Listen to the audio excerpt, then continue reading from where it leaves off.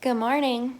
Super lazy this morning. It is the last day of the 75 hard challenge. I can't get over it. I'm still feeling like a little nervous about what's gonna happen after this is done. We also just announced in BC that we are kind of in a second lockdown. It's different than the first, but we're not really allowed to do social things at all. You can go for dinner with like your household, but the gyms are closed, so my yoga is closed, so that means I have to figure out ways of working out from home again.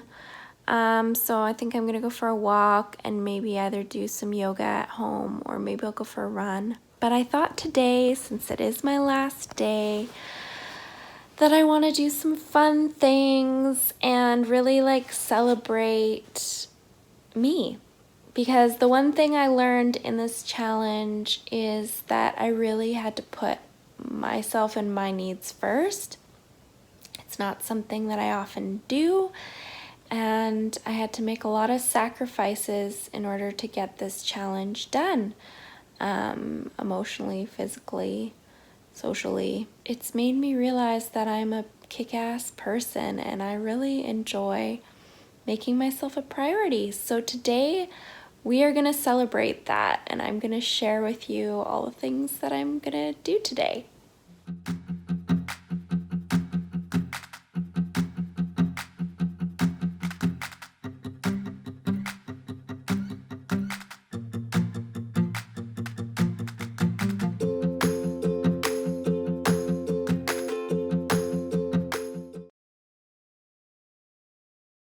So part one of today, I'm going for a run.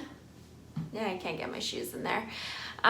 It's been the first time I've gone for a run, probably since the summer.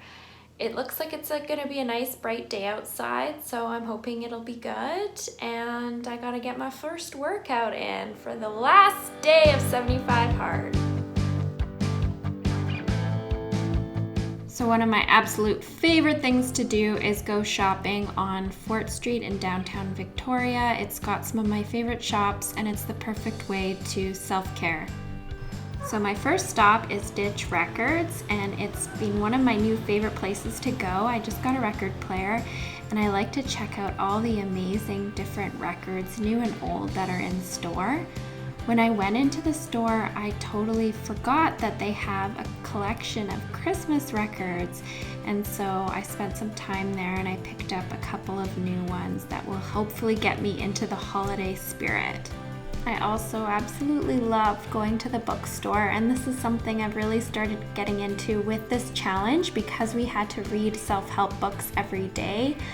I love this bookstore. It's absolutely massive. I always have to check out the cookbooks, but I came here today for a couple new self-help books to get me to the next stage of this challenge. Now that it's over, I'm now addicted into learning about different things about vulnerability and mental health.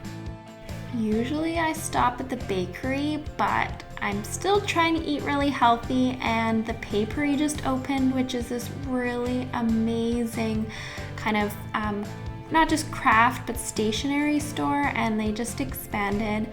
I am obsessed and I totally got into the holiday spirit coming in here, looking at all the papers and the cards, everything to get all decorated. I'm going to have to go home now and decorate my apartment.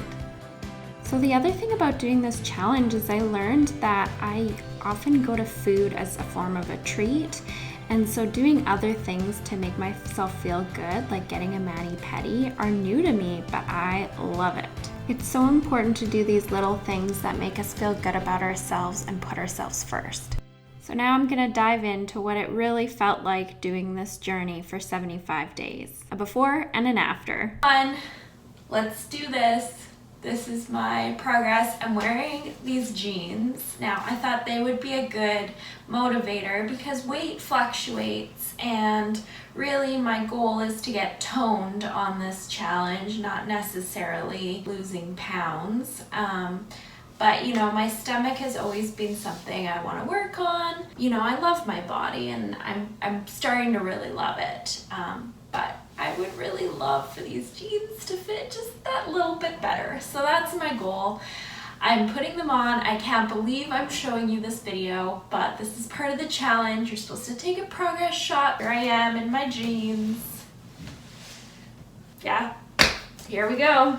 Let's see what this challenge does to my physical appearance. I made it to the 75 hard challenge. This is the end. Last day, and I'm wearing the same jeans and top that I wore on the first day. And this is like a side product of how I feel, if that makes sense. I lost some weight, but that's like so minimal. I just wanted to show this video because this doesn't represent all of how I feel.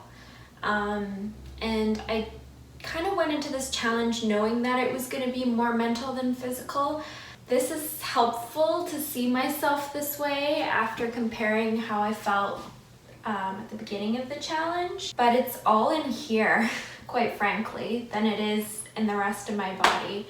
This is the byproduct of eating really healthy for 75 days, drinking 4 liters of water, working out twice. So I have so much to share about this challenge and what it's done for me. I can only begin to explain really the transformation that I've gone through in the past 75 days. It goes beyond the challenge. I think the main thing that I learned through all of this is the importance of really putting yourself first. Maybe it's the pandemic and the fact that we can't see people as much and we can't do the activities we normally do. And the certainty of life is really thrown in the air. This whole year, I found that I've really had to really figure out who I am and what I want and what I need. And through this pandemic and then through the fall of like really dedicating myself to a challenge where I'm putting myself first was really eye-opening. And there's been a ton of different life challenges that have come up throughout the period. As always, as everything, like I think we always think we know what we're getting into and then we actually do it and we get thrown some side balls. Is that the word? We get thrown some curveballs, that's what it is. And you have to kind of pivot and reframe and restructure. Out of all of this, I've really discovered the beauty of like being comfortable with yourself and continuing to work on yourself, knowing that you're not perfect and that you have things to always evolve, but loving yourself regardless. I think another big thing that I've learned from this is how important it is to set healthy boundaries for yourself. You know, with a challenge like this where you're having to do multiple activities a day, having to tell, like I had to say no so many times. And I had to make commitments so many times that were purely for my own benefit. As a woman, that's very difficult to do, and especially as someone like me who's very empathetic and always giving to others, doing something for yourself can be really challenging. But I needed it. I needed it so badly. I didn't realize how badly I needed it. And it changed the way I looked at relationships with those around me and being able to voice my needs and being able to voice the things that I were really truly authentic and important to me. Been really life-changing. Not to sound cliche that like a health challenge could really be that transformational, but I'm now going into this next chapter of my life being like, how do I want it to look? You know, I had it look a certain way prior to this challenge, as well as like going into knowing that I really enjoy physical activity for mental purposes.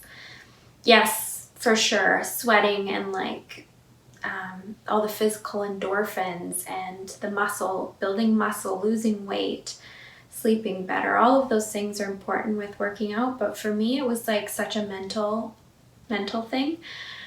There were certain times in the challenge where I was not in the greatest mental state, and I had to push through and I had to do those workouts.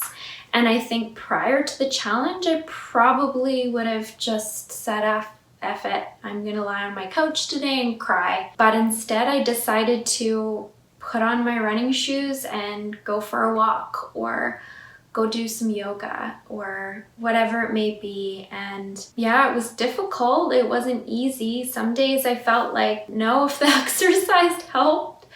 But I think in the end it really did. I think it connected me to my body and my breath, and knowing that we're in a constant state of change, but all we can focus on right now is the present.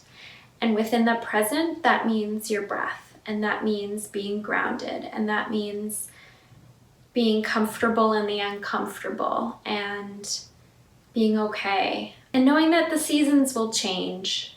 I think that's another thing that I've learned is this is a 75-day challenge, but I know there's going to be a new season of it. There's going to be a new evolution of it. I'm going to continue something else. I don't know if it'll be as structured, it might not be, but I know going into the winter, I'm going to instate some other healthy habits and activities in my life to continue on with this, because it doesn't need to end, but I know it needs to evolve. And those are my initial thoughts on the matter. I have so many more, but I'm feeling excited. I'm nervous to say how excited I feel, because we're in really troubling times right now, and I don't want to diminish the hurt and the sadness and the anxiety I feel, but I'm excited in that I know where I stand in all of this. I know who I am, and I'm learning more about who I am. I wouldn't say I know truly who I am, because I think we're always learning. I think I'm peeling back those layers of who we are, and that's beautiful. You might think you know who you are one day, and then the next day you wake up and you're like, oh yeah, there's something else there about myself that wow, epiphany, light bulb. I had one of those this morning, just a complete light bulb moment, okay, there are things about myself that I innately knew, but I've uncovered even more. So to all of you, I hope you find your challenge, your thing that's going to drive you into this next season, whether it be a challenge, a mental health challenge, a physical challenge, whether it just be a new outlook on life. I challenge you to do something for you to get through this next season, structured or not, because I think in all of this, we have to go back to ourselves and our own oxygen masks, and making us feel good about who we are before we can serve other people and other things. So wishing you all the best in this next chapter forward. So as you can tell, I learned so much in these past 75 days, more than I can even put into a vlog. But I hope you learned some things, and I'm so curious to hear if you've done a challenge similar to this, or something different, something transformational, or maybe just something that you've learned during the past few months during COVID-19. We've all learned so much. We've had to lean on one another, and we've had to really channel our own self-discipline and self-worth to get through this. So thank you for watching. Please feel free to share, subscribe, all that jazz. I really appreciate all your support on this channel so far. Thank you so much.